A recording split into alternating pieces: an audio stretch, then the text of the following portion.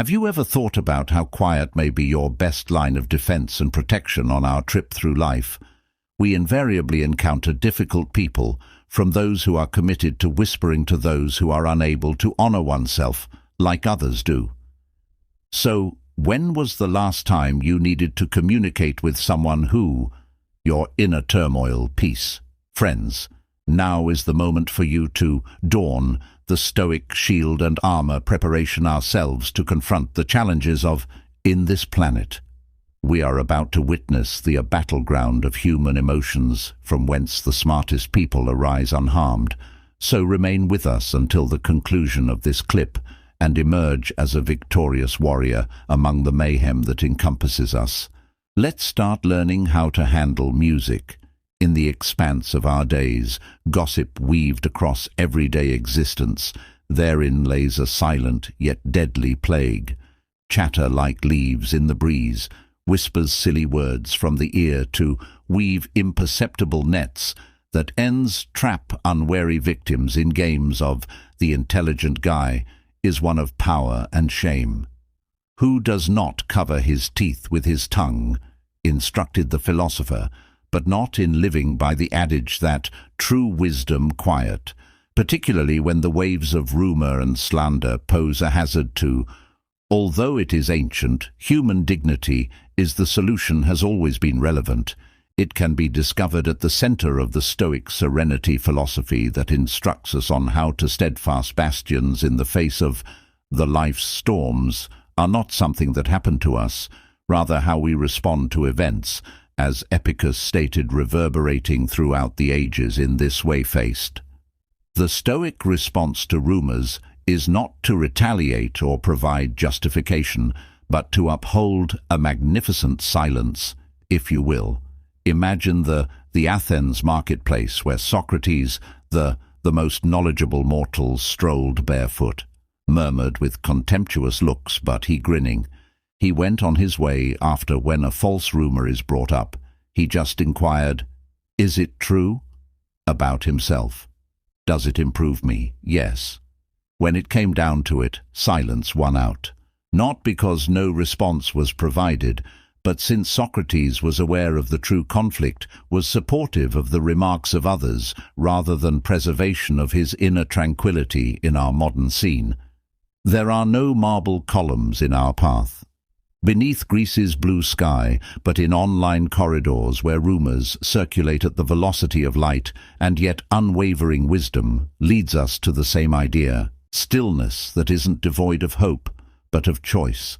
A quietness that conveys a lot regarding our identity and actions' worth.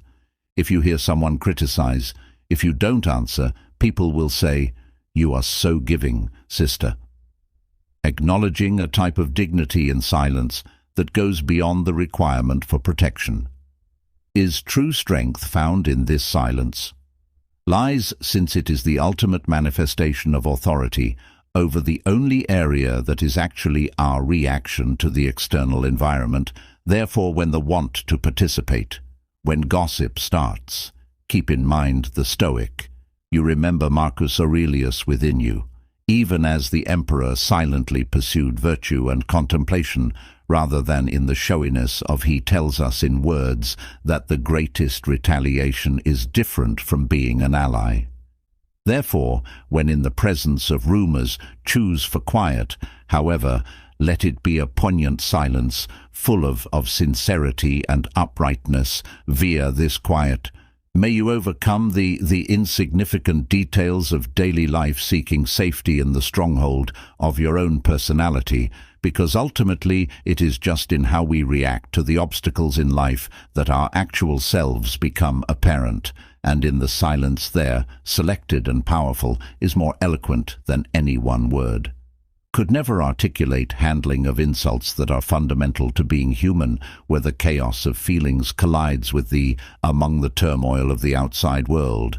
There is battlefield. The scene of the bloodiest fights are battled. It's not a location noted on, neither on a map, nor is it accessible by lengthy travels. This domain resides in us, the space in our imaginations where people phrases that reverberate, like a battle shouts, How do I respond to an insult? This query, at some point in time, reverberations via the hallways of the Stoic master's consciousness. In the skill of sailing, the turbulent seas of existence provides a light of knowledge. In the middle of a storm, that is not the case. To us, but rather how we understand what occurs that defines our experience, in our opinion. As Epictetus may say, confront it with an insult, the innate desire of humans to revenge, in order to be heard in the intention of muffling the offy. But how about if we select a different, imagine briefly standing behind, not much of the ancient Athens' gloomy sky, dissimilar to our actual situation, where words possess the ability to create and destroy you. Are a fool, a bystander shouts, lacking any evident cause other than their own resentment at this Stoic instruction, glistens in the darkness like a diamond stillness. But how can it be our greatest gift? Mighty weapon, the one who talks SS, the one who remains quiet and reaps Pythagoras' words. Choosing to remain silent, we decide not to sleep. Additional discord beyond what we turn the offense into, a non-occurrence diminishes strength in the same way that shadows shape in the bright midday light.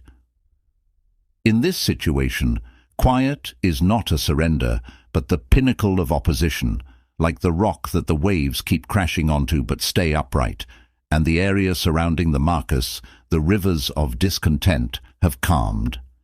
In this stillness, Aurelius would give us advice. Our words are no longer a victim of others, yet in charge of our own tranquility. Here in the we discover our solitude in a chosen stillness. Strength is not the finest kind of retaliation. Just like Marcus Aurelius, your adversary, said by stopping the game of aggressor by refusal to allow insults to continue our reaction, we develop morally and our spiritual stature becomes unwavering. Not because we are insensitive to language, but since we decide not to allow them to define. Therefore, when the discord arrows are directed toward you, keep in mind the Stoic silence's armor is not an armor, forged not in iron, but in restraint. Only virtue that possesses dignity and understanding is unaffected by assault, Serbia would instruct, and it's this quality that actually us, consequently, unaffected by insults rising without using language, that fan the flames of discord, but in a quiet that puts them out of existence firmly, hold up like the toughest metal keeping other people's shadows from dimming the considering your honesty, given that in the stop those who merely aim to offend disrupt your tranquility. Don't give them the delight at observing their goal accomplished. Resist allowing rage to rule you. There are times when we are together. You, standing before the burning spectre of anger, has the capacity to spread like wildfire, to devour our motivation, our comprehension, and, perhaps most dangerously, our anger in humanity, is a temporary madness. Stated the Roman philosopher Seneca, pointing out to us one day that even the most sage can be affected by the flame of rage, but only the very astute are able to master it and take a time to consider the tranquility of a historic forest where every one tree, while distinct, adds to the fundamentally the harmony of the whole. The water meanders without regard for the whims of the roaring storms and the wind above. This is the area of inner tranquility, a hallowed place that rage dares to vulgar only fools are powerless over their own thoughts, echo the sound of knowledge throughout history. An appeal to reflection is necessary when one is angry.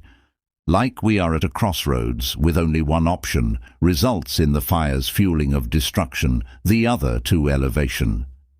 Guided in wrath, rationality's light, the Stoics steadfast as the rock during the tempest choose the young man, but not without conflict. Why do you harm me with your, I ask the wind to come to the mountain in words. Not wounded, the mountain replies. Calm, it's you who decides to inflict pain. In opposition to, in this made-up conversation, I have a profound, the truth is exposed. We are the designers of when the world becomes angry. our response is a call to action rather than revenge. Thinking back, what are the causes of this? We need to question ourselves. What causes fury? Disclose in the quiet about me that after the emotional cyclone, there is only the wise do not allow opportunity for growth themselves to be overwhelmed by rage, for they are able to look past the delusion that appreciating a moment in adversity chances to bolster one's soul. Steel is foreseen to burn, exactly as character's fury in the heat of trial turns from being an adversary to a mentor, teaching self-control techniques, tolerance, and, most importantly, comprehension. So remember this when rage calls at your door. The forest's brook, running calmly unaffected by the storms, recall the previously immovable mountain. There is greatness in the furious wind. Selecting quiet, not as a sign of failure, but as a declaration of one's own dominance, because ultimately the real conflict is not just against the outside world, but also against the storms within that pose a threat to our peace. Let every fit of rage, every exasperated sigh, as a step in the direction of wisdom. Nothing that you haven't assessed yourself can annoy you. Makes Marcus Aurelius think, philosopher and emperor, whose words endure as rays of hope over time. In his case, we see the bravery to turn rage into something constructive rather than destructive, into building, molding with our own hands, the destiny of being a more full, wiser, more stoic human being. Human, dealing with unfair critique in a world fractured by hasty judgments and cutting words where truth often gets lost in the maelstrom of voices. Harsh criticism emerges like a storm cloud on the horizon. It arrives laden with misconceptions and misconceptions, ready to pour its load on the unwary. But how should the Stoic, that navigator of the soul, deal with such storms without losing the direction of their virtue? The answer lies in the quietude of the calm mind, a ray of hope in a difficult seas. It's not what befalls us, but rather our response to the events that befall us that matters. Turned a slave named Epicus into among the best thinkers in his. Consequently, the era received unjust condemnation. Stoic does not falter in the face of apathy, but with comprehension. What makes you bother other people? Phrases that Seneca might inquire as if speaking accompanied with a pal under the stars critique. Fair or not, it primarily depends on the individual who speaks it, rather than on the recipient it in a fictitious conversation. The master as the follower investigates the fleeting the way. Other people's perspectives remind us that nothing can lessen our essence them. Here in the character forge, the learning, the art of connection. Stoics do not only from tangible assets, but also from outside assessments. Marcus Aurelius, philosopher and emperor, contemplated the transience of acclaim and notoriety, determining that the two are equally uninterested in the vast fabric of the universe. Unless you are grateful when you are correct, and when you do, proceed. Patiently, incorrect, he muttered to himself, while the empire all around him demanded his focus throughout our daily routine. We encounter the applying these Stoic maxims can be challenging. When unjust criticism is at its worst, the world needs defense rationales, possibly even revenge. But the Stoic selects the quiet, less traveled route, but not a dejected silence, instead, one of strength, a quiet declaration. I am the head of my thoughts, and no phrase can enter this silence without my permission, is backed up with action, for the real responding to unjust criticism is not phrases, but life itself allows you to. Let your deeds speak louder than your words. Not by your words reverberates with a rigid to the outside world, in each act of kindness, in each and every right choice, in each the Stoic step taken with integrity, reacting to injustice without using the poisonous retaliation, but with a counter-agent of virtue. So in handling unjust critique, we keep in mind that we are both actors in the theatre of life.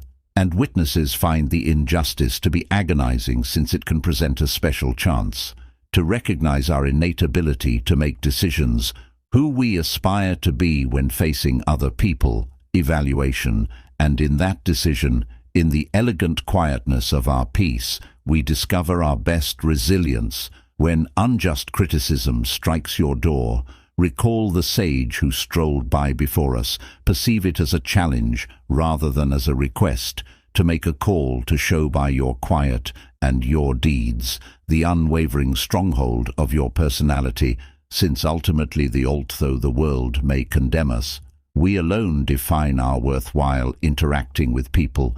Ignorance of the variety of human, where ignorance and enlightenment dance in mind. In an endless dance, we are frequently faced with the obstacle of mutual realizing that I know nothing at all. Socrates declared, an echo that reverberates over the ages, bringing to mind the necessity of humility in the search for knowledge. However, how should one respond to others? Ignorance that appears to be a dense fog obstruct the Stoics' light of reason. Masters of inner calm lead us using a compass whose needle is the soul's tranquility is north. It's not about what other people do or say impacts us, but rather how we react to it, instructed a slave who later became one of the most significant thinkers of his. During this lesson, we discover the crucial key in order to address the ignorance of others, the answer, rather than using harsh language, with the respect for quiet and virtue action. Picture yourself in a garden, with the gentle light of the morning, when every plant develops in accordance with its natural, without disdain or contempt for its neighbor. Shaped like a garden, humanity, myriad spirits, each on their own unique journey. Some people are growing wiser, while others in the dimness of ignorance. Each individual has its own route and their own things to discover, makes us realize that Stoicism is not our job to adjust each traveler's route. However, to tend to our own garden using so thoughtfully and carefully that it becomes a lighthouse for individuals, adrift in the Stoic quiet in the face of ignorance, is not a let up but make a strong statement. It acknowledges that frequently the wind carries words away, but the illustration set in stone is the said, the change you want to see in the world. Gandhi, emulating Stoic wisdom, his life's simplicity was devoted to truth and love, but occasionally voice must replace quiet, but not in a yell of censure, but in hushed tones of comprehension, if at all possible. Teach MarcusAurelius was encouraged to bear with it. Emperor-philosopher who struggled with ignorance, not with contempt, but with empathy from someone who understands the universal battle for information. Hence, in the let us keep in mind the ignorance of others, that we tend to our own souls like gardeners. May our best example be this one, our greatest lesson and our patience instructing, but most importantly, may our let empathy be the light that leads the return to the road without using force of correction, yet tempered by the kindness of understanding, since ultimately we are all students enrolled in the life search school, bumbling and then figuring things out. Hello, I'm Hugo, and this was my if this information has been useful, if you in any manner, then save your time. Turn on the channel and subscribe to Alert Bell, and if you possess something to contribute, please write your comments section, and if you have nothing to write, just say hello. See you later moment.